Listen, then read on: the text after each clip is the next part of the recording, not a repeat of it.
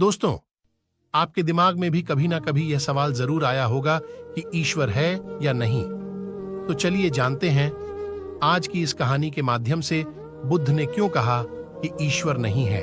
दोस्तों, गौतम बुद्ध अपने जीवन काल में अपने प्रवचनों से मानव जीवन में क्रांति लाई थी और हम जानते भी हैं कि गौतम बुद्ध की बातों में जीवन जीने की कला की चाबी छुपी हुई है। उनके जीवन में घटित हुई घटनाओं से बहुत कुछ सीखने को मिलता है। ऐसे ही एक घटना के बारे में आज मैं आपको बताऊंगा। गौतम बुद्ध के समय में एक सवाल उनसे अक्सर पूछा जाता था कि ईश्वर है या नहीं, और हर बार बुद्ध एक अलग जवाब देते थे। ईश्वर के बारे में पूछा गया। यह सवाल आज भी पहेली है और बुद्ध के समय में भी पहेली ही था। लोगों ने यह सवाल कई बार बुद्ध से पूछा, लेकिन बुद्ध कभी भी इसका सही जवाब नहीं दिए। एक बार की बात है, एक ज्ञानी पंडित गौतम बुद्ध का प्रवचन सुनने आया करता था और वह पंडित उनकी बातों से सहमत भी था। वह मानता था कि गौतम बुद्ध एक ज्ञानी पुरुष हैं। एक बार बुद्ध ध्यान की मुद्रा में बैठे हुए थे और वह व्यक्ति उनके पास गया और उनसे पूछा कि बुद्ध, कृपया आप मुझे बताएं कि ईश्वर है या नहीं। मेरी आपसे प्रार्थना है कि आप मेरे सवाल का मुझे सही जवाब दें। बुद्ध के बारे में यह कहा जाता है कि वह कभी भी किसी भी प्रश्न का सीधा जवाब नहीं देते थे। उनके हर जवाब में रहस्य भरा होता था। ज्ञानी पंडित ने कहा कि मुझे ईश्वर के बारे में आपसे जानना है, ईश्वर है या नहीं। बुद्ध उसकी बात सुनकर मुस्कुराए और फिर पंडित से बोले, ठीक है। गौतम बुद्ध ने कहा कि मैं तुम्हारे सवाल का जवाब जरूर दूंगा, लेकिन उससे पहले मेरे कुछ प्रश्नों का जवाब आप मुझे दे दो। पंडित ने कहा, मैं बिल्कुल आपके प्रश्नों का जवाब दूंगा। आप कृपया प्रश्न पूछे। बुद्ध ने कहा कि क्या तुम सूर्य को मानते हो? पंडित ने बुद्ध की तरफ देखा और कहा कि यह किस प्रकार का प्रश्न है? मैं छोटा बच्चा हूं आप जो मुझसे बच्चों वाला प्रश्न पूछ रहे हैं।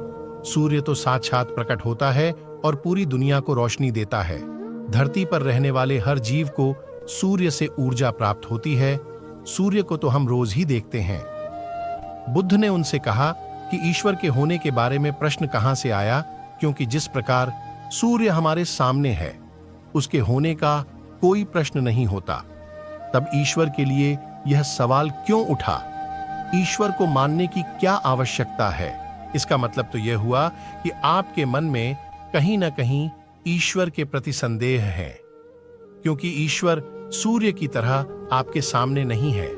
आप ईश्वर को भी बुद्धि से ढूंढने के लिए निकले हो और बुद्धि केवल उन्हीं बातों को मानती है जो उसके सामने दिखाई देता है, और ईश्वर कभी भी आपको प्रत्यक्ष रूप में सामने दिखाई नहीं देगा। अगर दिख जाए तो वह ईश्वर नहीं होगा। गौतम बुद्ध ने कहा कि तुम ईश्वर को मानते हो या नहीं।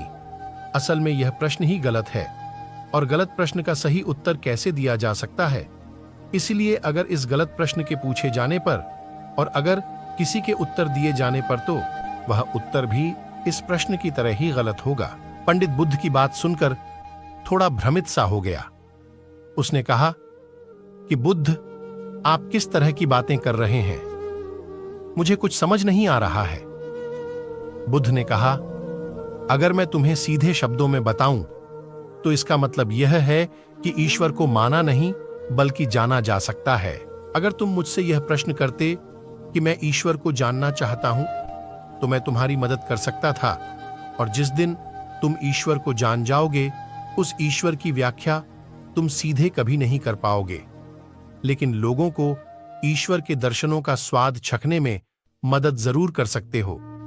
तुम कभी अपना अनुभव किसी को दे नहीं सकते हो, लेकिन किसी को अनुभव कराने में सहायता जरूर कर सकते हो। दोस्तों, आपने बुद्ध के जीवन की कितनी कहानियां, किस्से सुने होंगे। वहां आपने देखा होगा कि बुद्ध ने कभी भी ईश्वर के बारे में स्पष्ट नहीं कहा, और इसकी वजह से कई बार बुद्ध के ऊपर उंगलियां भी उठी। लोगों ने यहां तक कहा कि बुद्ध कुछ भी नहीं जानते, क्योंकि बुद्ध इस तरह के प्रश्नों का ठीक से उत्तर कभी नहीं देते थे। गौतम बुद्ध इस तरह के प्रश्नों से हमेशा बचा करते थे, क्योंकि ईश्वर और आत्मा के संबंध में कोई उत्तर दिया ही नहीं जा सकता है, और अगर कभी देना भी पड़े तो वह उदाहरण के माध्यम से उसे समझाने का प्रयास करते थे, क्योंकि ईश्वर और आत्मा के संबंध में कोई उत्तर दिया ही नहीं जा सकता है, यह संभव ही नहीं है। और मेरा यह मानना है कि बुद्ध को सचमुच ज्ञान प्राप्त हुआ था। वह उस ईश्वर का अनुभव कर चुके थे, और कोई भी व्यक्ति जो इस अनुभव को प्राप्त कर चुका हो, वह कभी भी ईश्वर के बारे में या ज्ञान के बारे में सीधा सीधा कभी नहीं बताता।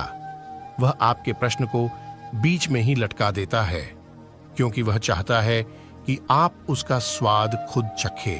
गौतम बुद्ध ने कभी वह गलती नहीं की जो आज के कुछ धर्मगुरु कर रहे हैं। कहने का मतलब है कि जितने भी ज्ञानी पुरुषों ने ईश्वर के बारे में स्पष्टीकरण किया, उनके अनुयायियों ने उनके धर्म गुरुओं द्वारा ईश्वर के बारे में कही हुई बातों को मान लिया और अपने अलग अलग समुदाय बना लिए।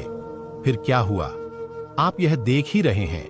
उन गुरुओं द्वारा दी गई प्रामाणिकता के आधार पर आज वह सभी समुदाय एक दूसरे के दुश्मन बने हुए घूम रहे हैं और हथियारों के दम पर यह प्रमाणित करना चाहते हैं कि मेरा गुरु सही है, मेरा ईश्वर सही है।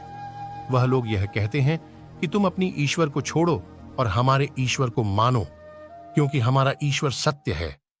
अगर कोई व्यक्ति ईश्वर की सीधी व्याख्या कर देगा तो अज्ञानियों की भीड़ उसकी बातों को मान लेगी।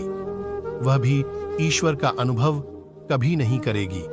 वह भीड़ तो केवल आपकी कही गई बातों के आधार पर किताबें लिख देगी और हाथ में तलवार लेकर चल पड़ेगी कि हम अपने समुदाय को बढ़ाएंगे, अपने धर्म को बढ़ाएंगे, प्रचार प्रसार करेंगे।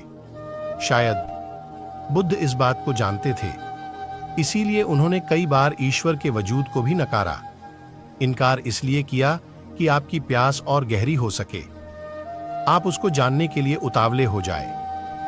अगर बुद्ध ईश्वर के बारे में सीधे सीधे कह दे तो भीड़ आसानी से उनकी बात मान जाएगी, और ऐसे ही हमने धरती पर ना जाने कितने ही ईश्वर और भगवान को जन्म दे दिया है। ऐसा लगता है कि ईश्वर ने मनुष्य को नहीं बनाया, बल्कि मनुष्य ने ईश्वर को पैदा किया है। तो दोस्तों, गौतम बुद्ध की कहानी से हमें क्या शिक्षा मिलती है कि भगवान को मानना नहीं बल्कि जानना चाहिए और उसका अनुभव लेना चाहिए। ईश्वर को जानने के लिए सिर्फ एक ही रास्ता है, और वह है ध्यान। ध्यान में जितनी गहराई से जाओगे उतना ही तुम्हारा ईश्वर के प्रति अनुभव होता चला जाएगा और तुम्हारे सभी प्रश्नों के उत्तर भी तुम्हें मिल जाएंगे। दोस्तों, अगर आपको वीडियो पसंद आई हो तो लाइक एंड सब्सक्राइब करें।